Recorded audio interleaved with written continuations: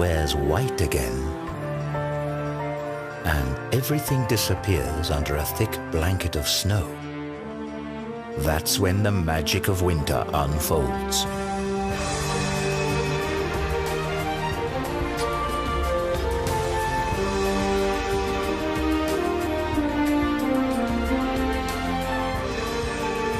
As in every year, nature shows us a world of wonders.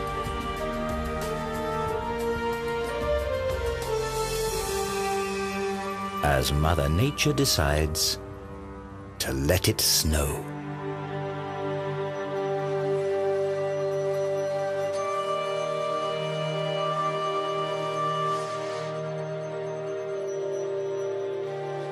Snow crystals are natural works of art, as fragile as they are ephemeral.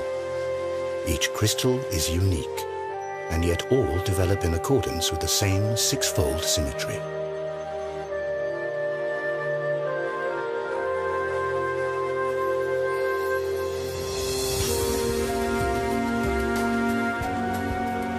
However small the individual crystals are, their united force is a natural phenomenon that determines the course of life during the cold season. This is particularly true for the alpine mountain ranges.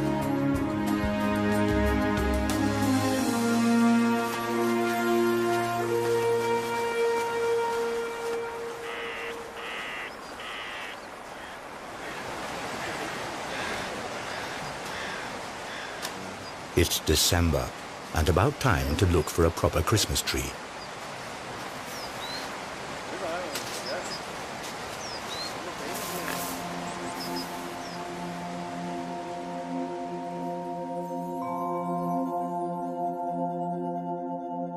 Snowflakes descend softly from the tree, and we've never before seen nature's white splendor quite like this.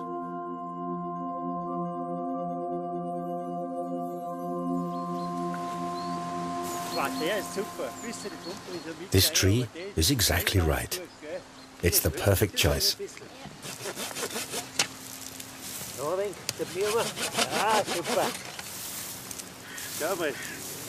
Ja, passt genau.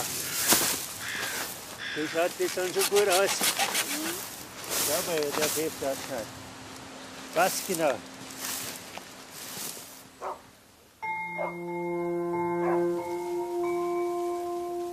The landscape is deeply covered in snow, and here, in the Austrian mountains, it looks as though it's going to be a white Christmas again. But there's still a little time to go before then.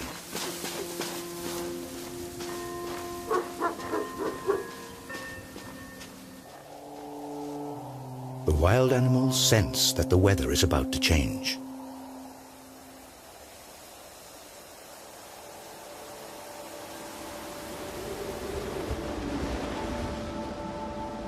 Dense clouds appear. The weather front carries moist air that collides with cold air masses in the alpine region. Ideal conditions for productive snowfalls.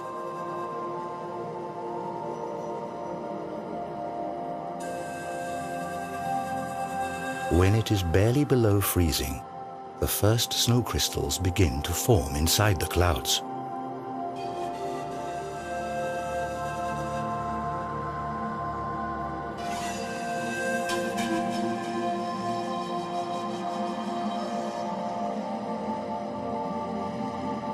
Over time, they join up to form bigger flakes, and once they're heavy enough, they fall from the clouds and it snows.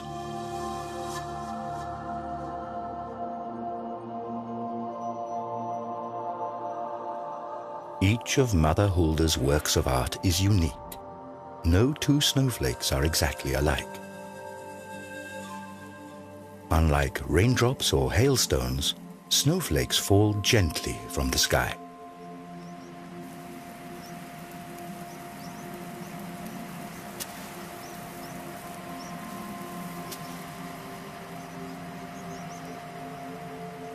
Once a snowflake touches water, it immediately melts, releasing the air inside.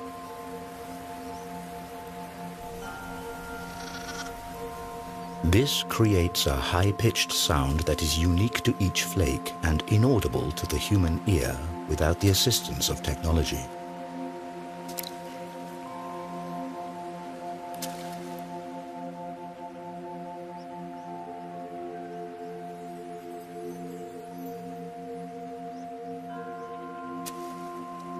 On their descent to the ground, some of these fragile structures run into warmer pockets of air and melt. But most of them make it all the way to the ground, where they form a blanket that keeps growing thicker. St. Nikolai in the Austrian Silktal.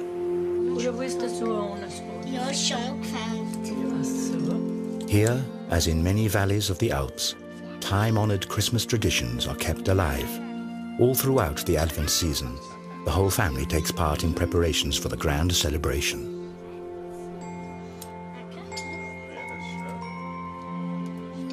Stars are made from straw, both for the Christmas tree and to decorate the windows.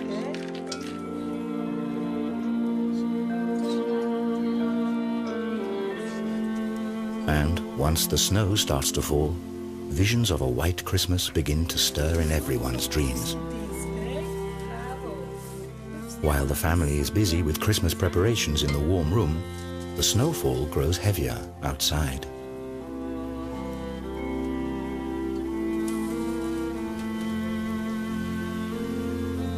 Not many dare to venture out the next morning.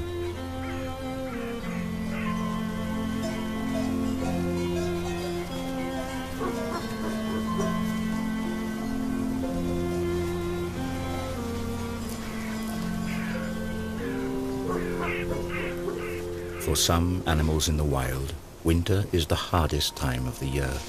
Now they have to live off fat reserves they built up in the summer. They're protected by their winter fur, which is such an effective insulator that snow doesn't melt for hours. The new snow is deep and soft, and each step takes a lot of energy. During snowstorms, chamois and deer sometimes show surprising behavior. They allow themselves to get snowed in, as the blanket of snow protects them from wind and frost.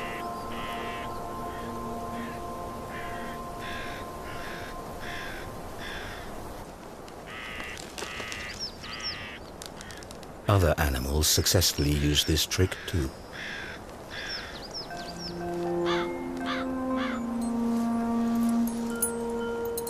Huskies spend the night outside. They don't mind even the sharpest frost and the heaviest snowfall. And in the morning, the hardy dogs are busy getting rid of the snow again.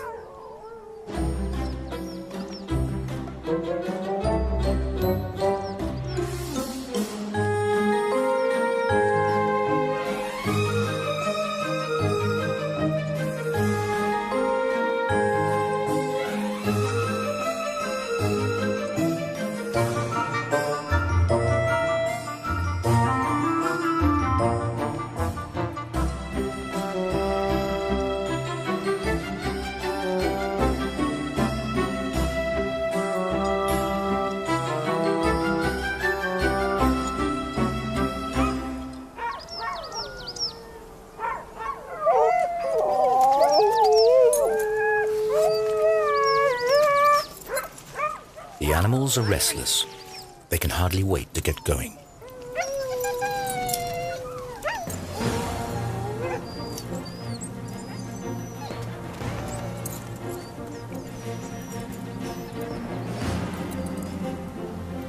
Huskies are originally from Siberia, where they've been used as sleigh dogs for centuries.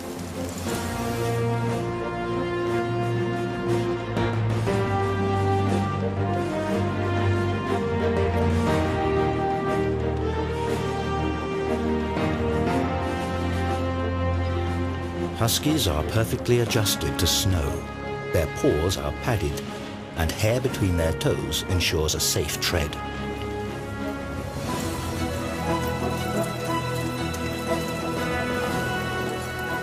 Dog sleigh races are becoming increasingly popular everywhere, and only the strongest and most experienced animals get to run at the head of the pack.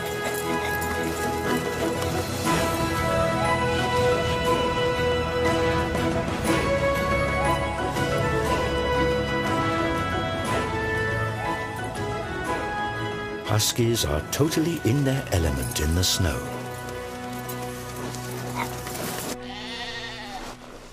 Which can't be said about sheep.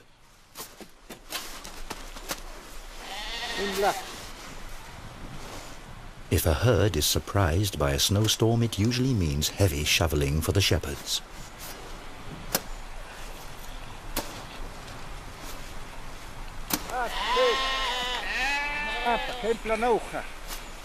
The natural response of sheep is to flee any imminent threat, but where to escape when danger threatens from all sides.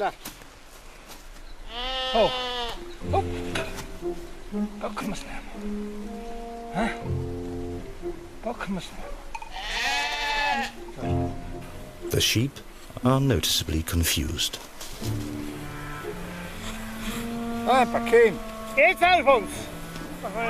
And even once their way is shoveled free, they still require some persuasion.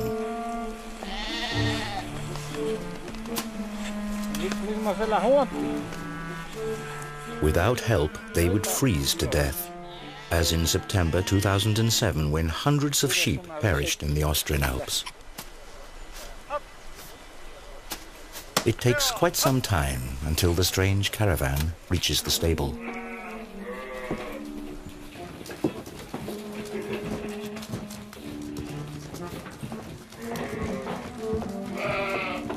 Not only is it warm and dry here, but there's plenty also for the sheep to eat. In sharp contrast to the conditions faced by wild animals outside.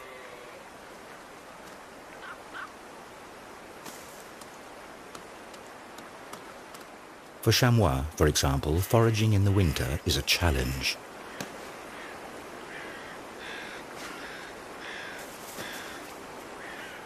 When deep snow covers the plants on the ground, the animals must stretch for the young conifer shoots. In times of dearth, they even nibble the meager lichens off the tree bark.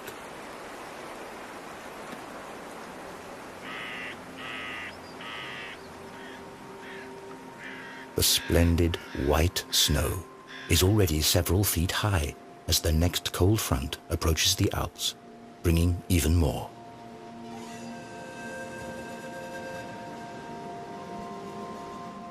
The downside of a picturesque winter's tale is its icy cold and heavy snowstorms.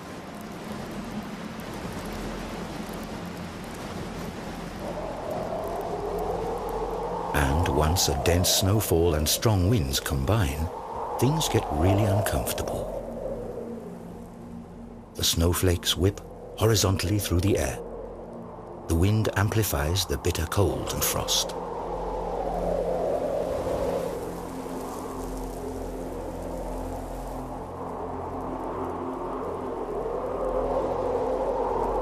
Animals in the wild suffer the most under such extreme weather conditions. Many of them must look for cover now.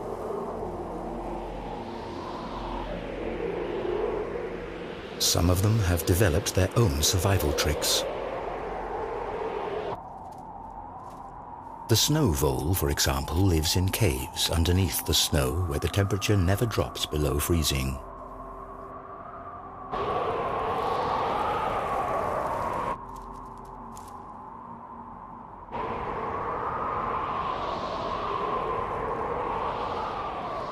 If the snow failed to appear and provide its protective layer, many animals and plants would not survive the winter.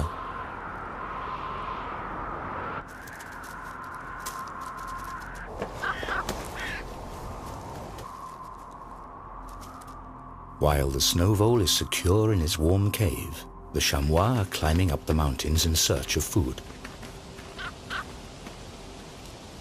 Above the timberline, the wind continues to blow the snow away and exposes withered grass. But these frozen tufts are merely signs for the chamois. They scratch right next to them for grass that didn't freeze under the snow, thus remaining edible.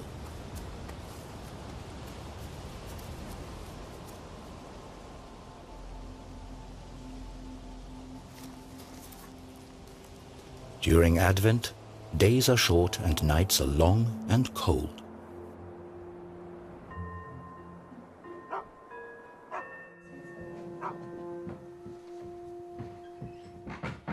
Inside the houses, though, it's warm, and the smell of biscuits, the long-awaited harbinger of the upcoming Christmas celebration, lingers everywhere. Many old customs and traditions brighten up this time of eager anticipation.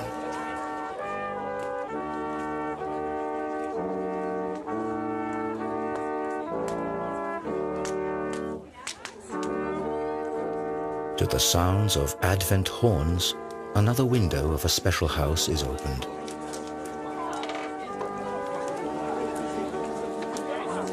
It's an oversized Advent calendar, and next to it, hot sweet chestnuts and open hearths provide warmth and a sense of belonging and well-being.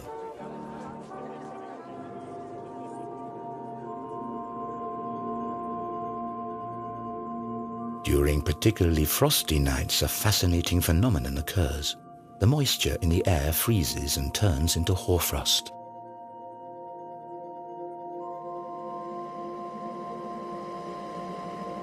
Overnight, the landscape is covered with ice crystals. The result is a winter picture book panorama.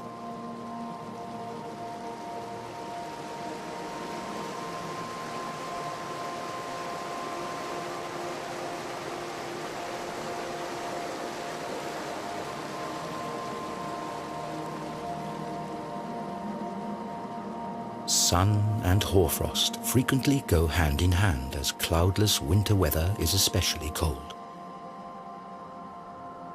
However, hoarfrost doesn't only accumulate on boughs and branches, but also on the blanket of snow.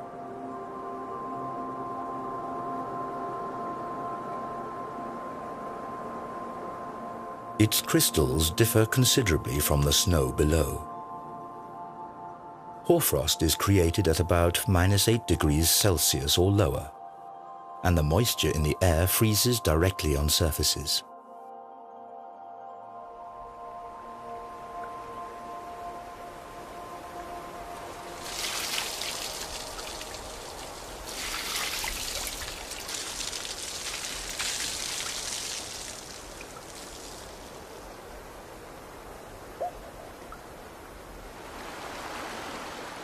Freezing cold winter nights provide ice.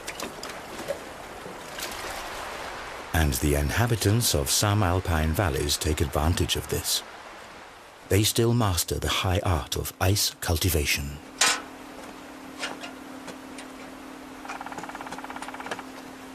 Instead of chopping ice likely to be contaminated with suspended sediment from frozen brooks or lakes, ice farmers repeatedly douse specially designed wood racks with water.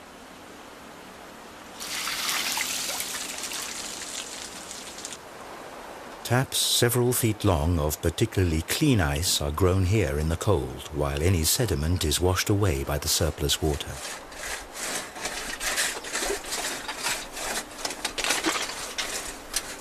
Finally, the ice is sawn into pieces. These massive structures grew in just 2 days.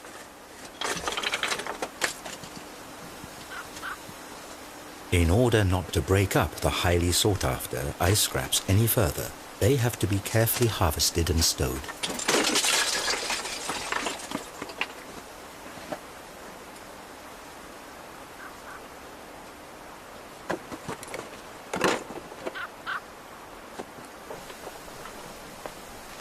This frosty speciality is a pure pleasure and safe to enjoy in food and drinks.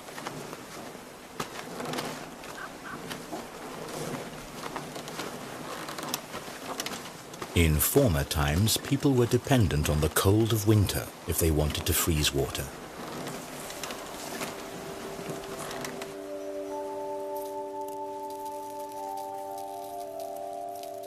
Today, researchers like Johanna Spiegel create snow crystals artificially. In the cold laboratories of the Swiss Federal Institute for Snow and Avalanche Research in Davos, temperatures as low as -40 degrees Celsius are common. Here, researchers create nature-identical snow. Scientists examine the structure of this snow under the microscope. An atlas of snow crystals records about 6,000 different crystal forms. Humidity, temperature, and the water's molecular structure are crucial data points.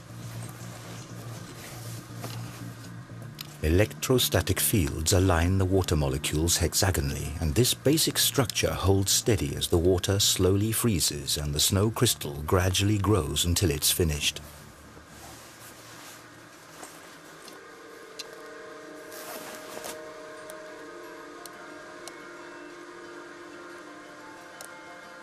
Between -12 and -18 degrees Celsius, the classic six-armed snow stars or dendrites appear.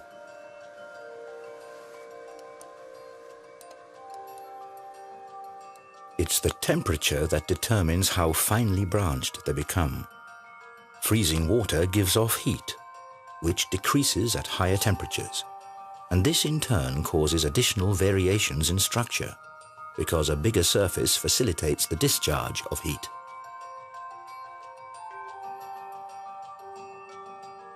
Consequently, dendrites turn out to be distinctly less branched when they're created at lower temperatures.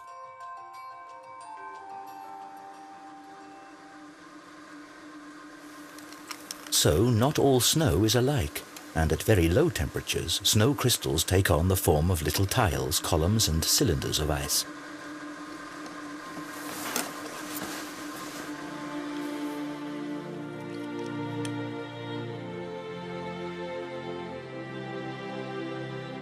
But what is somewhat inconspicuous under the microscope is actually every winter athlete's dream and the height of winter fun.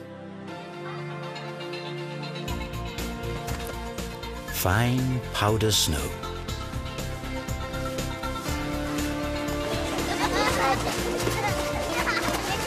Children are particularly fond of this delightful variety of winter's produce.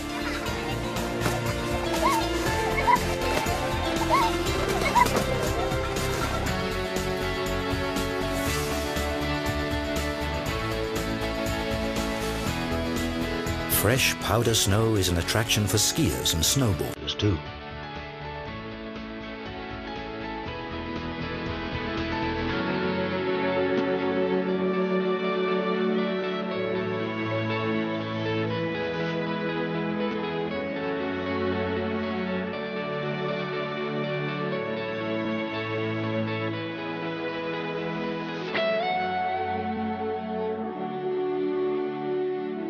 But sparkling white winter landscapes also serve another purpose. New snow reflects about 90% of sunlight. Thus, snow plays an important part in the global climate.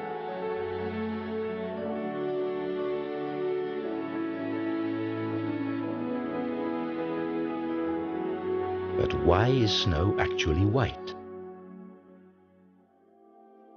The ice of the snow crystals is colorless and transparent. At the border surfaces between ice crystals and air, the white sunlight is reflected and scattered. And with enough randomly distributed ice crystals scattering light in all directions, the overall color that results is white.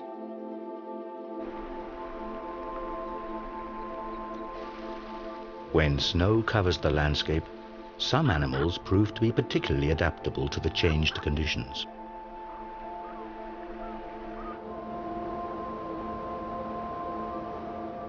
During the winter, the ptarmigan with its bright white plumage is superbly camouflaged. It changes the colors of its feathers according to the season to deceive its enemies. The same is true for the mountain hare. However, its winter fur is more than camouflage. Thanks to its insulating properties, the hare survives temperatures of -30 Celsius. Not only in the Alps have the animals adapted themselves to winter. Red-crowned cranes are migratory birds. But on the Japanese island of Hokkaido, they remain at home throughout the year. During the winter months, these elegant birds perform their courtship ritual.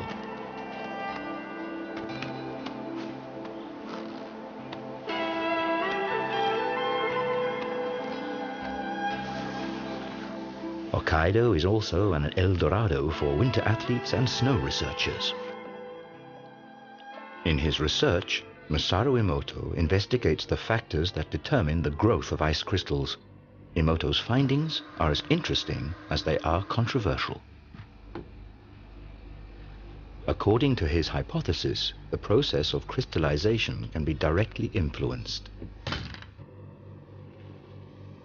The water is exposed to the sound of music or spoken words. In the case of negative sounds or concepts, the crystal structure is supposedly strongly distorted. Positive music or words are reported to result in beautiful crystals.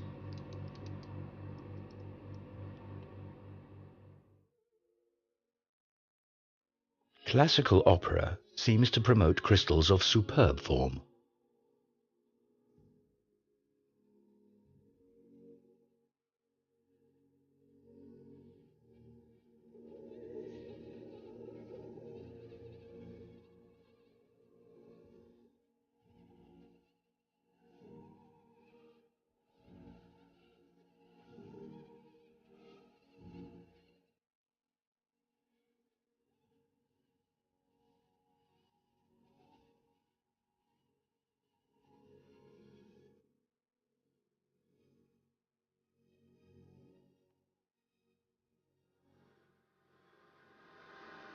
However, other factors may also influence these experiments.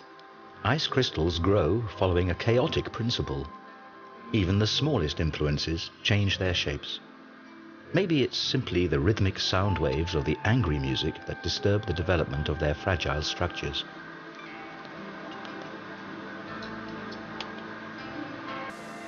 Back from the laboratory into nature. To understand how snow crystals are created in natural surroundings, researchers have to get themselves to the center of the action.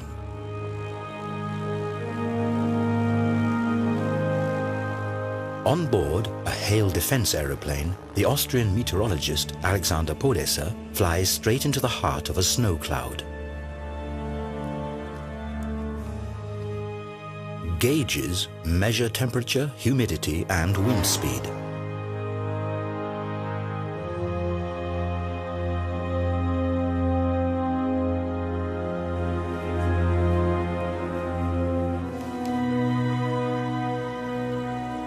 So-called condensation kernels serve as seeds around which droplets form out of the cloud's mist.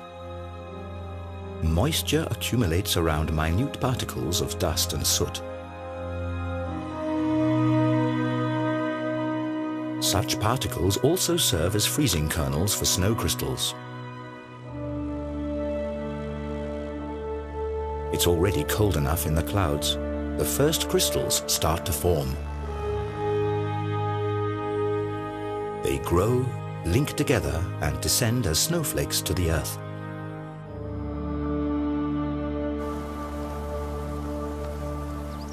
Here, this white splendor arrives just in time for Christmas.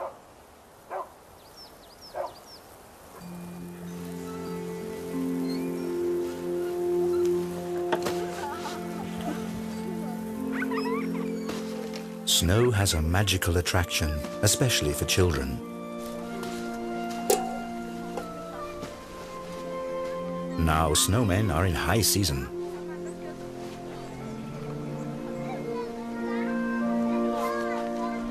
This tradition isn't all that old. The snowman became popular only in the 18th century as a symbol of the hard winter. But this image has changed due to improved living conditions, and people increasingly enjoyed the cold season.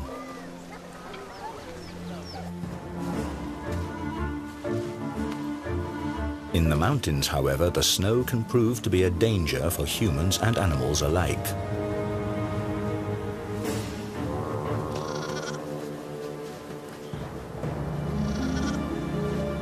A young chamois is stuck in the deep snow. Inexperienced as it is, it mustn't lose connection with the herd at all costs.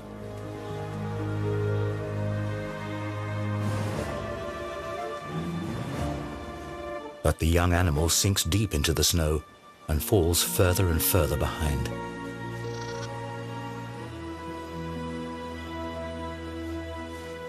With the last of its strength, the young chamois escapes its plight and rejoins its mother in the nick of time.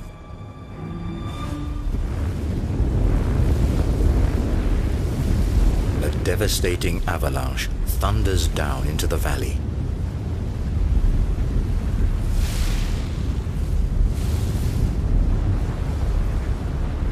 This natural phenomenon can turn entire forests into firewood.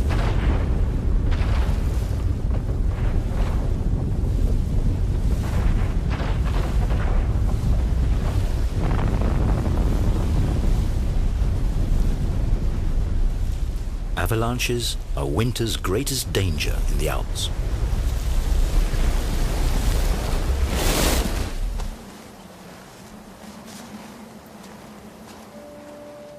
The chamois are accustomed to this threat. If a herd has to cross a dangerous mountainside, the most experienced animal leads alone.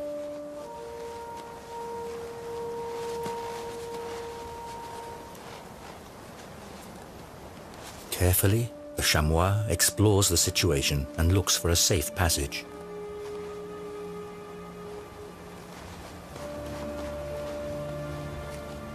At the same time, it creates a path in the deep snow for the rest of the herd to follow.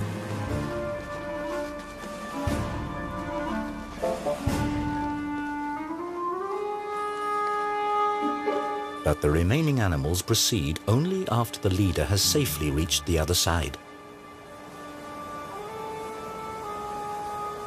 The chamois show even more remarkable behavior on this occasion.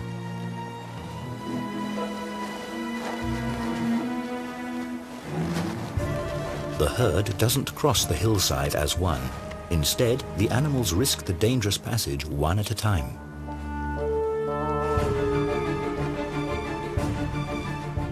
By doing so, the chamois instinctively reduce the strain on the snow cover and thus the risk of the entire herd being swept away by an avalanche.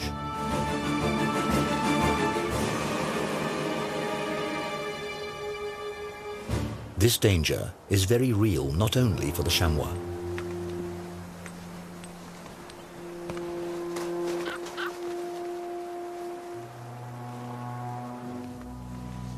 Ski tours are a fascinating way to enjoy the white splendor off the beaten track.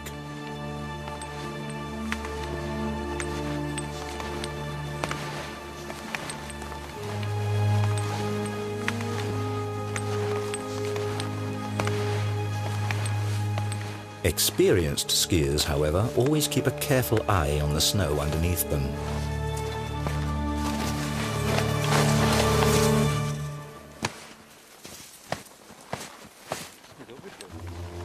All too easily, a snow shelf can break off and drag a careless skier deep beneath the snow.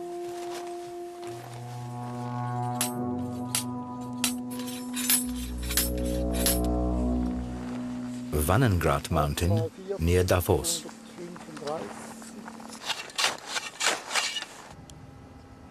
Here, researchers from the Swiss Federal Institute for Snow and Avalanche Research study the causes of avalanches.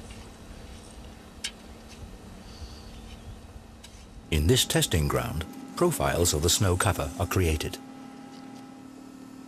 126, 2 Zentimeter. Jörg Schweitzer examines everything, from the lowest layer of granulated old snow to the fine flakes of the most recent snowfall. 20 kleine Runde in Klammern, halb bis 1. The quality of snow changes constantly, and this results in the formation of distinct layers that can, in extreme cases, turn into dangerous slides.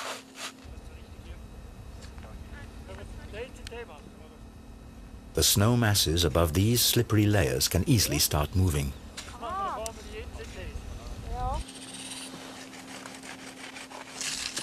The researchers cut out a block of snow to test its stability.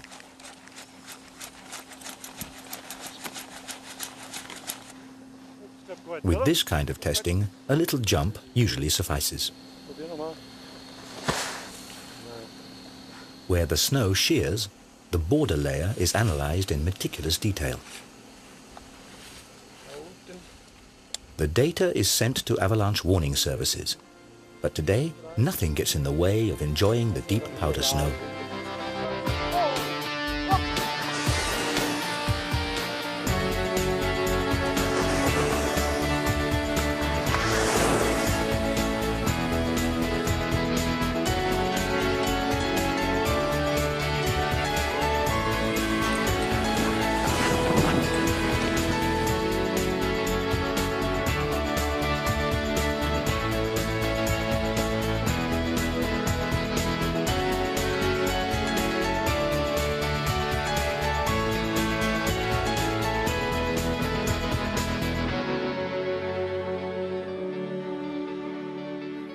What attracts droves of tourists into the Alps today used to be a vital means of transportation in the not-so-distant past, for snow offers some advantages over regular ground travel.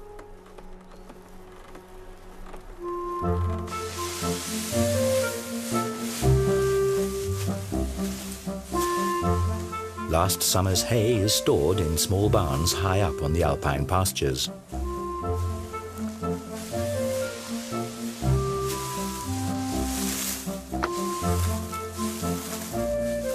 In order to bring this dried grass to the valley to feed their livestock in the winter, farmers depended on an obvious method of transportation. They loaded the hay onto big sleighs.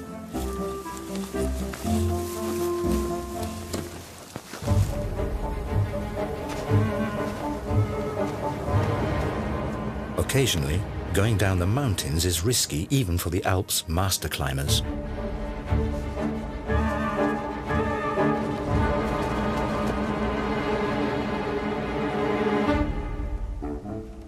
But a trip with the hay sleigh is far from perfectly safe either.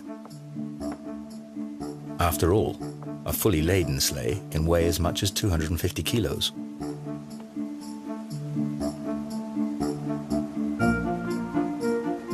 Across level stretches, they have to be towed to keep them from losing momentum.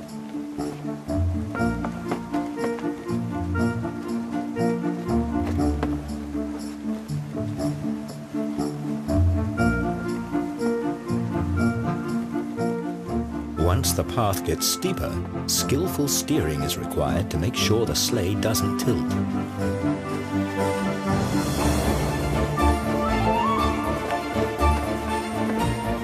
Few are masters of this art today.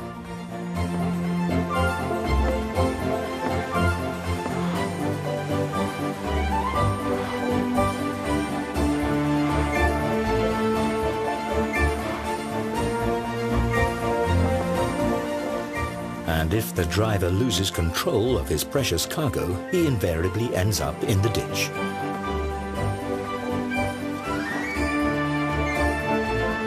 This method of bringing in the hay requires careful attention and great skill, and in former times, serious accidents were common occurrences.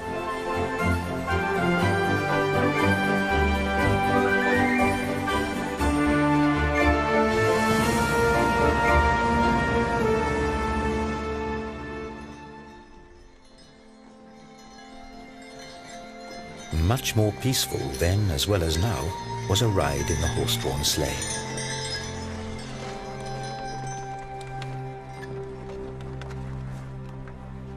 In the evening twilight, when the snowy landscape gradually sinks into darkness, it is time for the coachman to light his lanterns.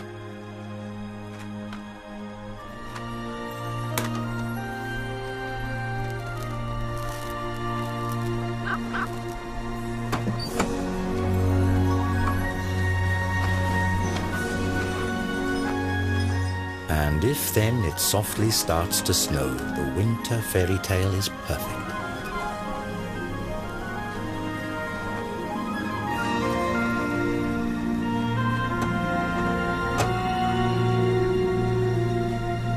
Fluffy snowflakes are dancing in the sky, just like in a movie scene. And indeed, this snow didn't originate in the clouds, but in a studio.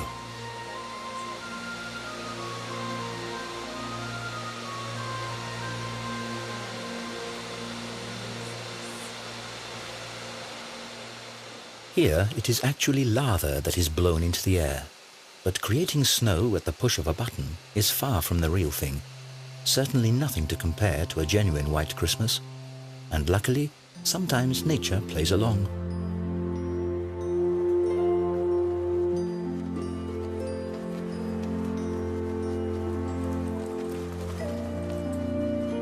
On Christmas Eve, a festive mood prevails in the tranquil village of St. Nikolai. After church, many people come to see the Christmas nativity before returning home.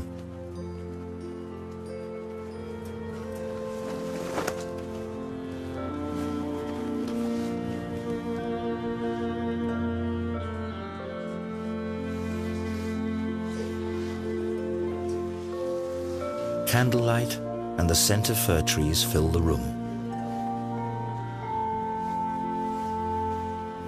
The anticipation grows, and with it, the impatience. But finally, the big moment arrives.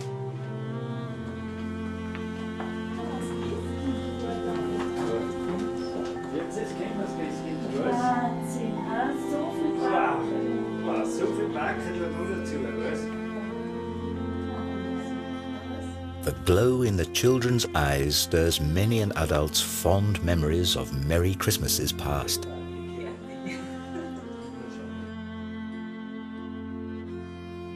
A Christmas Eve that could hardly be more perfect.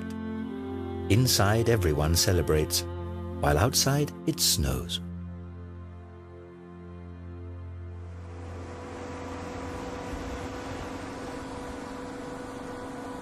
After Christmas, the high season of winter sports begins. And if the snow doesn't make an appearance on its own, it's given a hand. More and more ski areas rely on snow cannons these days. Thus, this critical basis for winter tourism is maintained, even if nature doesn't comply.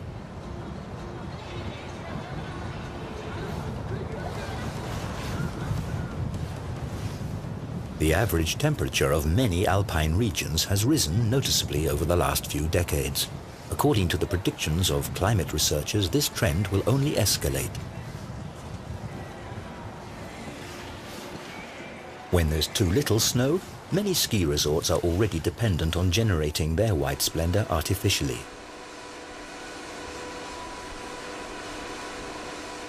Propeller cannons are spraying finely atomized deep frozen water. But this method of producing snow is also controversial, as it requires a lot of energy and water. What's more, snow from these cannons is harder to ski on. Nature's original remains unequaled.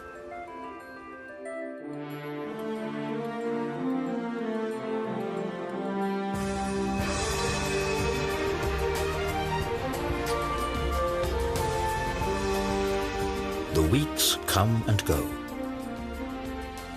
In the mountains, the magic of snow presents its majestic beauty deep into spring. Occasionally, however, the silence of nature is disturbed by strange sounds.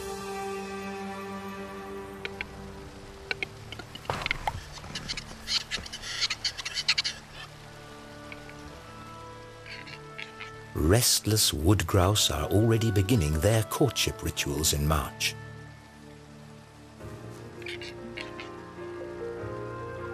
Their distinctive cries and splendid plumage are to attract females for the mating season soon at hand.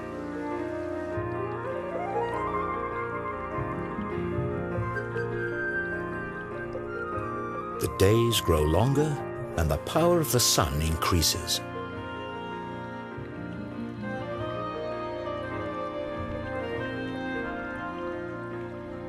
During the winter, snow and ice bound up large quantities of water that are now released in the warm spring air.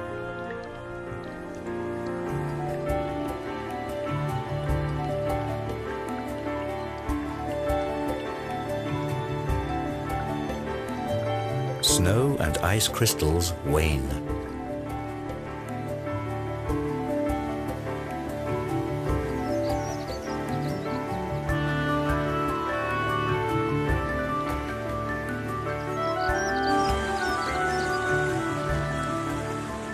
If the snow melts too quickly, a sudden deluge of water rushes down the mountains, potentially causing severe floods in the valleys.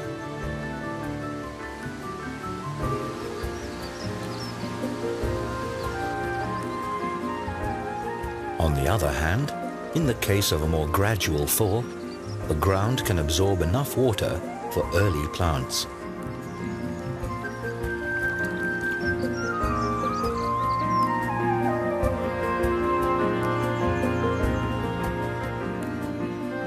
The snow vole is ready to venture outside again.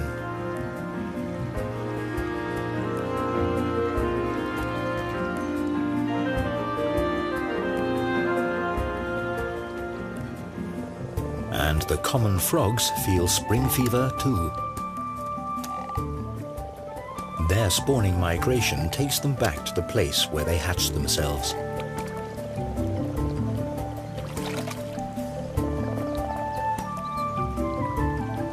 The shallow water fills with frogs and their spawn.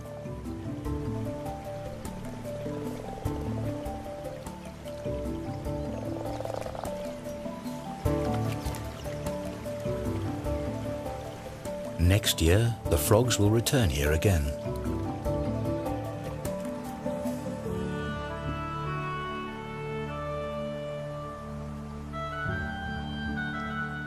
Often the snow on the summits of the Alps remains throughout the whole year. The glacial ice is essentially nothing but condensed snow.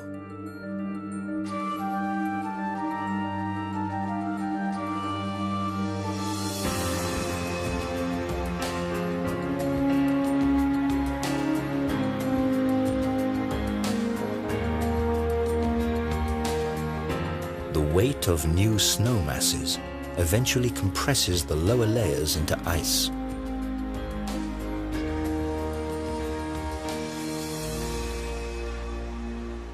In the context of a broader climate change, this eternal ice may soon be a thing of the past. Due to global warming, the alpine glaciers are declining, like at the Rieserferner in the region of Südtirol.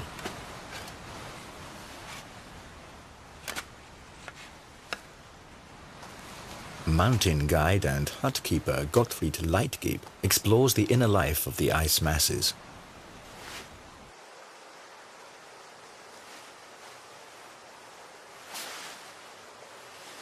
Leitgeb has a wealth of experience to draw upon. Ever since childhood, he studied the glaciers in this region and followed their development.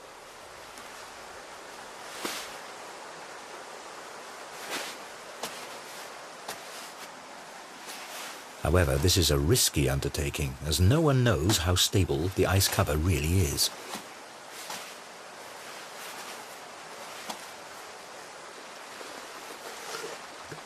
On the other hand, only a local inspection can deliver first-hand information about the glacier's condition and the possible effects of the current global warming.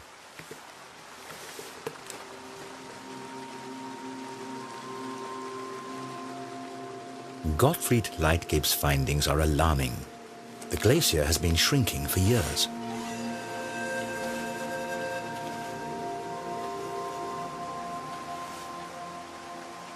In the summer, the ice is already so thin that the sunlight illuminates the cave. The meltwater forms a little stream below the glacier and surfaces at its tongue.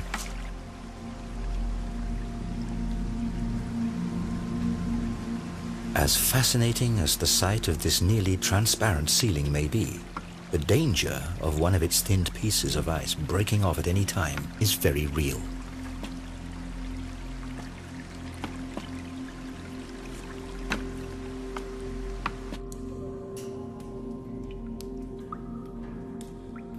Deeper in the mountains, conditions are quite different. Constant low temperatures and the proper humidity provide for splendid snow crystals throughout the year.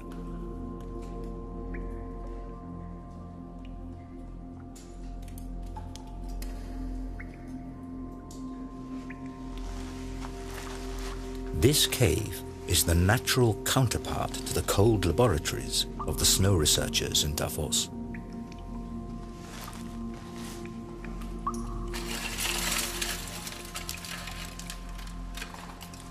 Despite their enormous size, these crystals form in the same way as the snow crystals from the clouds.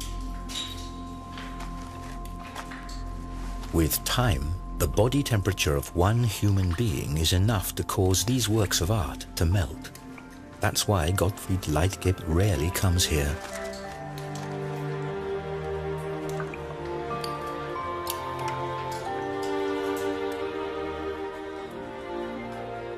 And we are also leaving this natural wonder.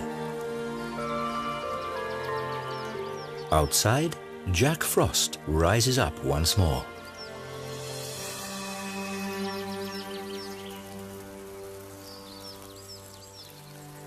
By the middle of May, the green mountain meadows set the stage for a final appearance of nature's white splendor. And one last time, the snow falls quietly until its return next winter.